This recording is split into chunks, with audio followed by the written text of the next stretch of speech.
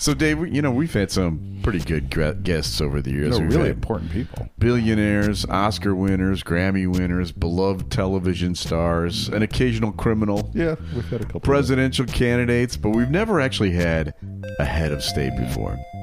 Or a sultan, to be exact. In fact, his Minister of Propaganda sent us a quick audio intro, which I'm going to play for you right now. San Diego-based DJ who has spent his life visiting just about every country in the world. So when he ran out of new nations, he decided to create one of his own. Yeah, Randy R. Dub Williams. He's a late-night slow jams DJ. Well, now he's a self-proclaimed dictator of the Republic of Slowjamistan. Slowjamistan covers 11 acres and is ruled over by His Excellency Supreme Sultan Randy R. Dub Williams. Randy R. Dub Williams se presenta como el sultán de Slowjamistan. The Republic of Slowjamistan. Republic of Slowjamistan. Republic of Slowjamistan. Republic of Slowjamistan. Slowjamistan. The Republic of Slowjamistan. Slowjamistan. Slowjamistan. Republic of Slowjamistan. República de Slowjamistan. The United Territories of the Sovereign Nation of the People's Republic of Slowjamistan. Okay, he's on the line. We'll talk to him in a moment. The following is a Tony Lasano podcast, an Opie show on the Radio Misfits Podcast Network. This is the Minutia Man Celebrity Interview with Rick and Dave. Please welcome Randy R. Dub Williams, the Sultan of Slowjamistan. How are you, Sultan? Are you there? My friends, it is very excited to be on the American broadcast of the Minutia Man. I am very excited about our Sultan special today. I am poised and ready to go. What do we call you? Your Excellency, Your Royal Highness, Mr. Sultan? What's the proper term? I'm glad you asked. 2 out of 3 of those pronouns were correct. You can also add Big Daddy to your vernacular. That is, if you feel comfortable. Okay, it is accepted. Right. Well, you know what? I think I think we're gonna Royal Highness. What do you think? Royal Highness, that'll work. So, in the intro that your minister provided us, gave the broad strokes about your rise to power. But let's expand a little bit, can we, Sultan? Let's do it. Before your rise, you were a bit of a globetrotter, right? You had visited, virtually every state or every UN-recognized country on Earth. Yes. So you, other than most people, once they do that, they go home and watch Netflix or whatever. But you decided that wasn't enough, and you created your own country, Slowjamistan. Can you tell us about the birth of the nation, like Thomas Jefferson, and tell us about your rise and the birth? Of course. Well, look, it goes back to a problem that I had, that many Americans had as well. There was a rise, a pandemic, a spread of these very vile. Well, shoes is a very generous word, but I'll say it for simplicity because I know we don't have a lot of time. So these shoes in America, they were called, I don't want to say the name, but they were big rubber shoes with the holes in them. Do you know what I'm talking about? I think you're talking about Crocs, aren't you? Yes. Well, let me tell you, I spent years pleading with my local and national law enforcement and advocacy groups and even the politicians all the way up to the White House, asking for something to be done. For you? Well, it did not work out at all. Look, my requests were met with blind eyes and deaf ears. Yeah. And I said, look, we can do one of two things. We can have a violent uprising. Yeah. But the Sultan is a peaceful man. So instead I said, you know what? I'm going to make a country of my own where we can ban these obnoxious, abhorrent, insulting, disrespectful clogs. They call the Crocs. So Slowjamistan was born because I wanted a nation free of these absurdities, absolute absurdities. Where is it? Where is Slowjamistan? It is a beautiful 11 acres, about 90 minutes south of the American city of Palm Springs, California, in the surrounded by the California desert. Yes. So not far from Tijuana. 35 miles north of Tijuana. Yes. Okay. All right. Are you going to build a wall to keep to keep those people out and make them pay for it by any chance? We're keeping the Americans out. Yes, we have a wall. It is almost complete. It is nearing the 2% mark. Complete. Okay. Good. It is a foot tall, so as of now you can step over it, but it's more about the symbolism and warning to others. So your website says that Slowjamistan is a dictatorship and an occasional democracy, which is kind of like the United States. I'm assuming that you decided on this form of government after your many travels throughout the world. Is that correct? Well, look, I did, and it took many months to create this beautiful nation. I was not going to let one other person run it into the ground with an erroneous vote or election. So yes, we like to keep it. We like to keep it strong with the dictator, making sure that I make the correct decisions. But yes, now and then you can take a vote. We pass the hat around, pass the suggestion box around. A while ago we had a referendum and we voted on what our national sport should be, and so the people decided it should be Red Rover. So we are going to play the Red Rover. Oh, yes. I was going for Marco Polo, but no. Yes. Wow, that's fantastic. So when you're traveling these other countries, okay, and I don't know, you see their customs and their native foods. Tell me, for someone who's going to want to go to Slowjamistan, what is life like in Slowjamistan? Tell us about your cuisine. Yeah, the cuisine, and you speak a broken English, it sounds like, but you speak English there. Is that the language? Broken English? Is that the language of Slowjamistan? Well, you ask many questions at once, so I'll try to get them in order. That's what we do in America. It's but let's go here, okay? It's the press, the American press. The official language is English with GFA, and GFA stands for General Foreign Accent. So okay. All right. I will tell you that everybody's been pretty accepting with the way we do things in Slowjamistan, but there's one or two knuckleheads that will say, hey, why are you speaking like this? You are racist. And then I will say, racist against who? And they say, I don't know. The accent, the accent is everything mixed together. I have been to the places from Kathmandu to Armenia to Nepal to Bangladesh, and so you put all 193 accents in a blender, you mix them up, and you have the glorious language of Slowjamistan, English with GFA. It's kind of like Balky in Perfect Strangers. Nobody knew exactly where he came from, and he had his own little language. This is kind of what this is. And I was going to say Bert from Mary Poppins. Oh, that's right. Where was he from? That's not. That was some weird ass. Yeah, that's like Cockney Danville, Illinois. Yeah. Any famous people other than you, of course, from Slowjamistan, or tell us about what's the locals. The locals. Yeah. Who are the big celebrities? I have been to Danville, by the way. Nice place. Yeah. I have been to Danville. Have you really been? I have been. They have a little ice cream shop. I forget the name, but it's very famous in Danville.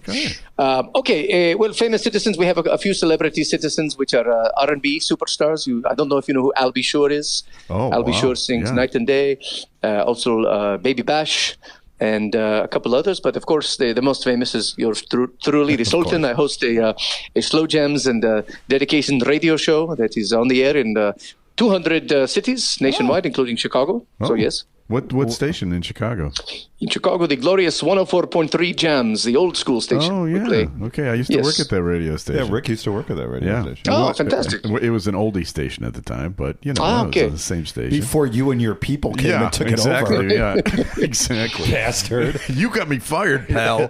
No, listen, my favorite thing about the Sultan is your uniform. I mean, you are a styling dude. You've got that military uniform, kind of like a wacky Muammar Gaddafi. Can you tell us about some of the medals and the origin of the uniform, and how many other people are in your army? What's your rank? Yeah. Again, lots of questions, so let me answer them one by one. Again, that's what we do, buddy. We still have to get to the food question, but I will circle back on that, as the Americans say. But look, I will tell you, you never know what you're going to find at TJ Maxx. I was very impressed and surprised on the Thursday in the clearance rack, the pants and the suit, and we did some alterations on it. We sewed some golden raccoons on the lapel and the sleeves. The medals for many of the Sultan's achievement. For example, there was a hot dog eating contest in Peoria in 2017. One of the medals to the left is from that. Lots of different medals, of course. But for your listeners, though, if you want to see the suit, you can go to the website, which is slowjamistan.org. But look, I do want to say it is a nod to Mr. Muammar Gaddafi. Not that everything he did was wonderful, but his fashion sense was impeccable. Yeah, absolutely. Yeah. Do you travel with your own tents like he did? The harem, the tents, everything. Yes, it all comes with me. It's fantastic. So it's a very big itinerary. Do the food, and then we're going to talk about the harem. Okay, do the food, and let's go. Yeah. So what kind of food is that? I will tell you, like all beginning countries, right? It is off to a shaky start. Rome was not built in a day, and the unforgiving, stubborn land, the Tierra de Slowjamistan, is very, very tough to grow the crops. We did attempt to grow many fruits and vegetables, but our attempts were futile. So for now, we're working on an import-export situation, and so the national fruit of Slowjamistan is the maraschino cherry. We're very proud of that. That is the national fruit. We also import the Hot Pockets and the Totino's Party Pizza because it is both tasty and quick to make and also economical. Yeah. Now, you have electricity in Slowjamistan, don't you? As of now, we do not. That is another thing we are working on. The sewer and the electricity and water, but step by step, my friend. Okay. You're not selling this place for tourism here. You've got no electricity, but now sell us with the harem. What's the story with the harem? Yeah. Well, look, I've been building the harem since I was a small boy, I will tell you. It has only increased since my international notability. So, what can you say? The Sultan doesn't like to kiss and tell, but I will tell you many lady friends all around the world, including Turkmenistan, my last country I visited. So I'm very, very pleased with how it's going. It's stressful, though, to keep all of the ladies you happy. You have to dole out your attention piece by piece. But the Sultan has a big heart with lots of love to give. Oh, that's very nice of you. So let's talk about your everyday life in Slowjamistan. You say that laws are based on everyday annoyances experienced by citizens in the United States. So that's a lot of things that annoy the citizens of the United States. For visitors to your nation, what are some things they should be aware of? Well, first of all, my friend, if you are in the freeway or the highway and you are in the left lane, all the way to the left, you damn well must be passing another car, okay? Okay, yeah. Mm-hmm. And you have these Americans. I've had the argument on Facebook before. The Americans say, but I'm going the speed limit, or even I'm going 10 miles over the speed limit, and the guy is still on my bumper, and I don't understand. Well, my friend, it's because you are not passing a car. You're in the wrong lane if you're not passing, and you must move to the side. So in Slowjamistan, big punishment for this. What's the punishment? Execution? What's going on? We cut off your tires. That's it. We cut off your tires. Take you off the street. In the 3 miles of road that you have in your 11 acres. Well, 0 miles of road, but we are preparing. So when the road is there, it will be no question. Let's see. What else? Let's talk about the animals on the airplane when you are traveling on the Southwest Airlines in the American airspace. Yeah. And the people think it's a good idea, a prudent idea to take off their shoes. And number one, that's not a good idea. But number two, then they put their feet on the bulkhead like they are at home. And to that I say, you're not at home, my friend. So you're not allowed to do that over Slowjamistan airspace. Oh. So that's only fair. So if we're flying into Slowjamistan, we go to Palm Springs? Is that how do people get there? Yeah, the airport is not yet fully finished yet, so it would be a tough landing right now in Slowjamistan. And when you say fully finished, it hasn't even been started yet, has it? Well, we have a couple signs. It says coming soon. But yeah, you can go Palm Springs or you can go San Diego as well, Los Angeles if you want the scenic route. But yes, also don't your in-laws live in Palm Springs? They live in Palm Desert. Oh, Palm Desert. Okay, perfect. It's not that very far. Close. Yeah. They. Go on, Sultan. You were about no. Look, there's many laws, but the reply all, it happens every single day. There is just no need to reply all to 99.9% of emails. It's like you don't know how the email works. So if we catch you doing reply all, our IT department will come into your office late at night, and we will remove all of your fonts and only leave you with Comic Sans font for 30 days.